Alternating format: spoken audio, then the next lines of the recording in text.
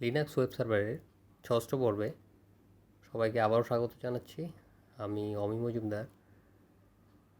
গত পর্বে আমরা দেখেছি কীভাবে রুট ইউজারটি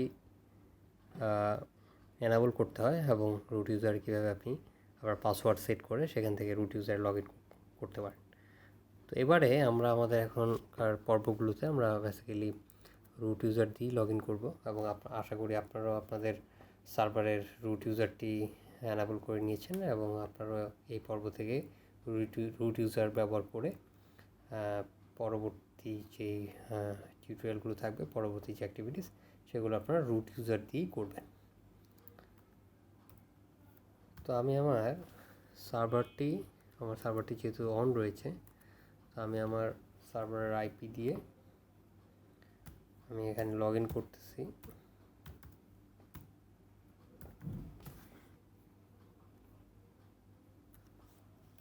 রুট দিয়ে আমি আমার পাসওয়ার্ড দিয়ে এখানে আমি লগ ইন করতেছি। তো আমি পিটি আপডেট দিচ্ছি।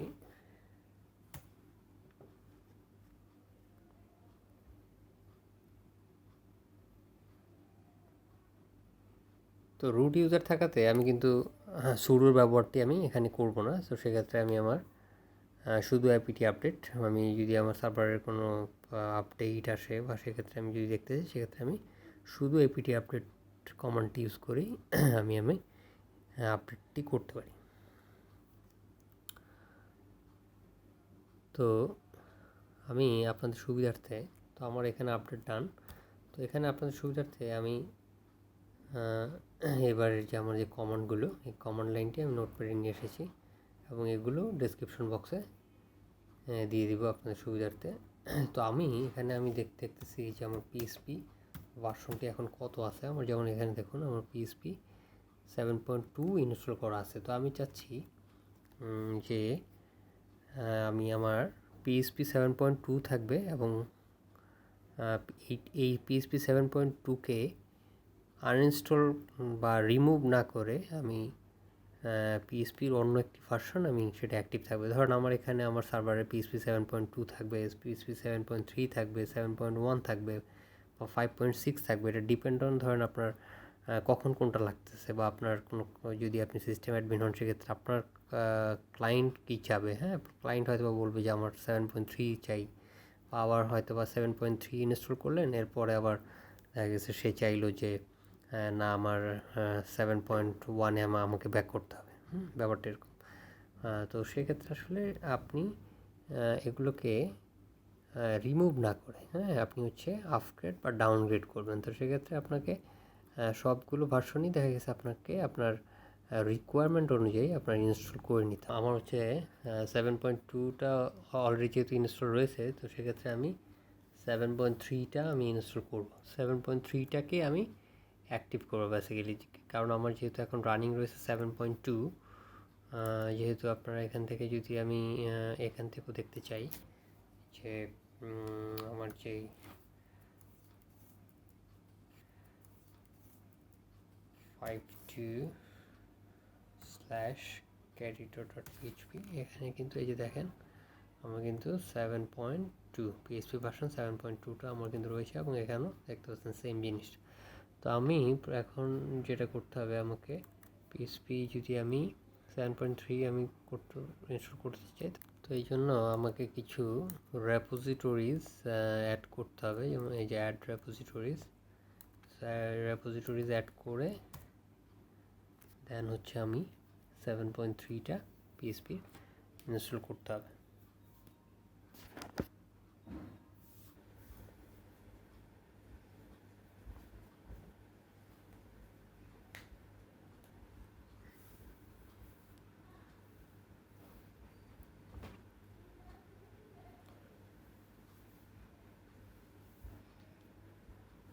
তো এবারে রেপোজিটরি ইনস্টলেশন ডান।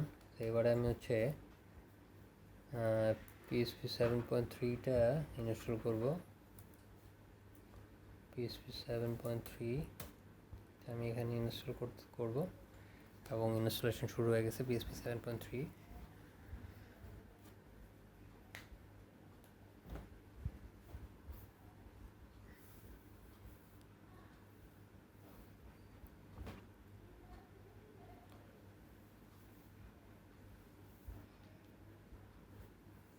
তো প্রত্যেকটার প্রসিডিওর মোটামুটি সেম। আপনারা এখানে রেপোজিটরি ইনস্টল করার পরে দেন হচ্ছে আপনি যে ভার্সনটি ডাউনলোড করবেন সেই ভার্সনটি আপনি ডাউনলোড করে নিতে পারেন বা ইনস্টল করে নিতে পারেন।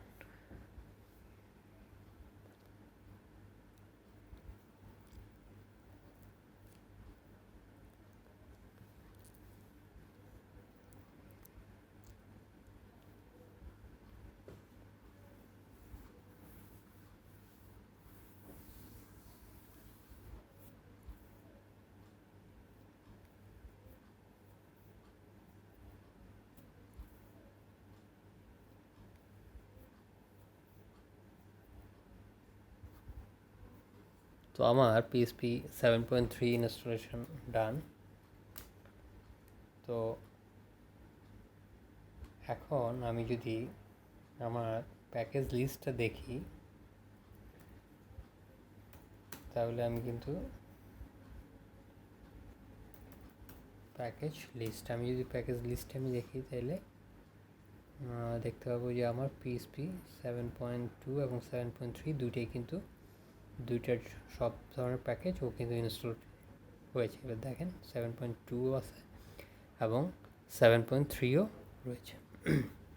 তো আমার এখানে কিন্তু বাই ডিফল্ট যদি আমি এই যে পিএসপি ভি দিলে বাই ডিফল্ট যেটা সেটা কিন্তু এখানে রয়েছে, যেমন পিএসপি 7.3 কিন্তু এখন রয়েছে, কারণ আমি মাত্র পিএসপি 7.3টা ইনস্টল করেছি, যার কারণে ও কিন্তু আগেরটা ও বাই ডিফল্ট এখন কিন্তু 7.3টা রয়েছে। বাট আমি কিন্তু 7.3টা ইউজ করবো না। মানে বিষয়টা হচ্ছে আপনি যদি 7.3টা এখন রিমুভ করে দেন সেক্ষেত্রে আবার 7.2 আপনি কিন্তু থাকবে। তো আমরা কিন্তু কোনোটাই রিমুভ করবো না। মানে আমার যদি পিএসপি 7.3, 4, 5 বা 5.6 বা আগের যে ব্যাকডেটেড যেটা তো সেই যেটাই থাকুক, তো সেই ক্ষেত্রে আমি কিন্তু আমার যেটাই হোক আমি কোনোটাই রিমুভ করতে চাই না, কিন্তু আমি আমার পিএসপি যে ভার্সনটা আপগ্রেড করব বা আমার আপগ্রেডটাকে ডাউনগ্রেড করব, এটা হচ্ছে আমাদের কাজ। তো এখন আমরা যে কাজটা করব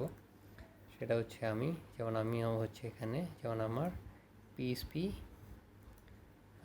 যে বা এখানে আমার এটা চেঞ্জ হবে, যেমন আমার এখানে হচ্ছে পিএসপি আমি কোনটাকে ডিসমড যেটা, তো আমি এটা করব হচ্ছে 7.3। 7.3টাকে আমি করব, এই যে এটা আমার ডিসেবলড হয়ে গেছে। 7.3টা অলরেডি ডিসেবলড। তো এরপরে আমি এই যে এখানে আমার ভার্সনটা চেঞ্জ হবে, আমি ওখানে গিয়ে এডিট করতেছি এবং আমার এনাবল হবে 7.2। 7.2টা আমার এনাবল হবে, ঠিক আছে, এটা অলরেডি এনাবল বলতেছে। তো এখন আমি আমার সার্ভিসটা রিস্টার্ট দেব। তাহলে আমার সার্ভিস রিস্টার্ট আমরা এখানে দিতে পারি সিস্টেম ctl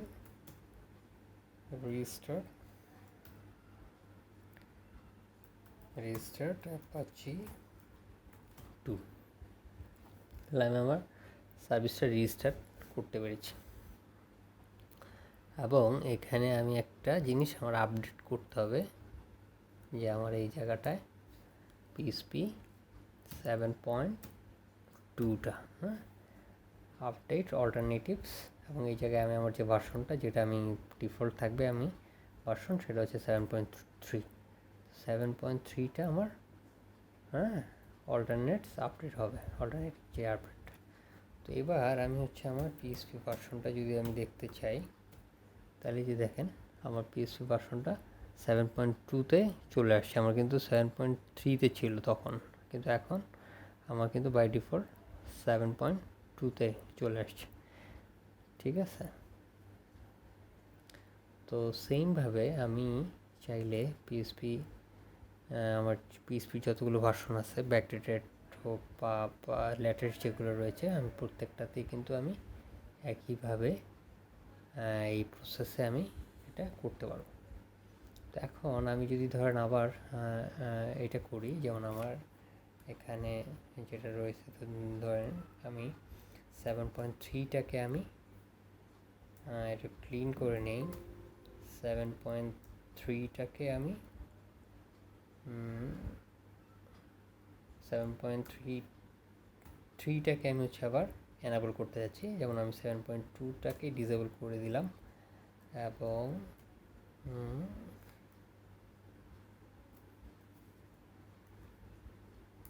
এবং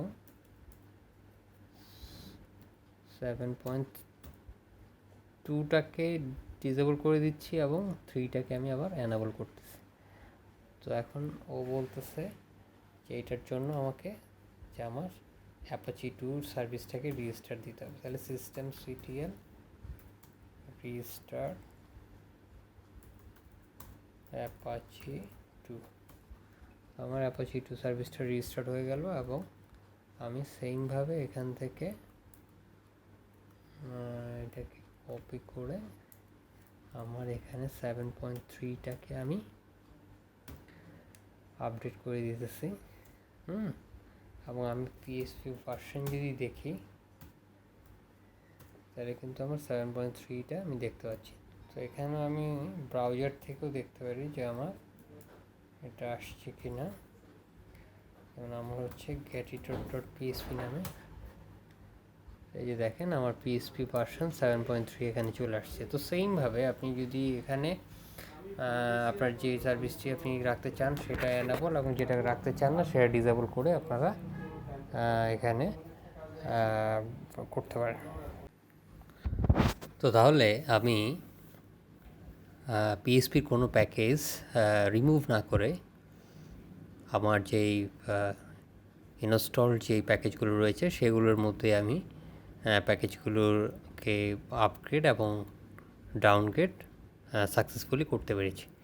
তো আপনারাও এই জিনিসটা প্র্যাকটিস করবেন যে পিএসপির কোনো প্যাকেজ আপনারা রিমুভ না করে ইনস্টল কোনো প্যাকেজকে আপনি যেটা চাচ্ছেন সেটাকে আপনি বাই ডিফল্ট অ্যাক্টিভ করতে চাচ্ছেন, যে আপনার এই প্যাকেজটা অ্যাক্টিভ থাকবে এবং এই প্যাকেজটা ডিসেবল থাকবে যখন আপনার যেটা প্রয়োজন হবে।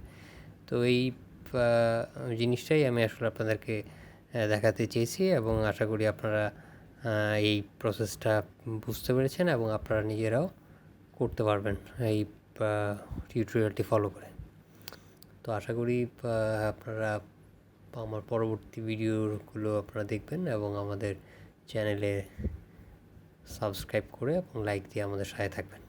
ধন্যবাদ সবাইকে, ভালো থাকবেন।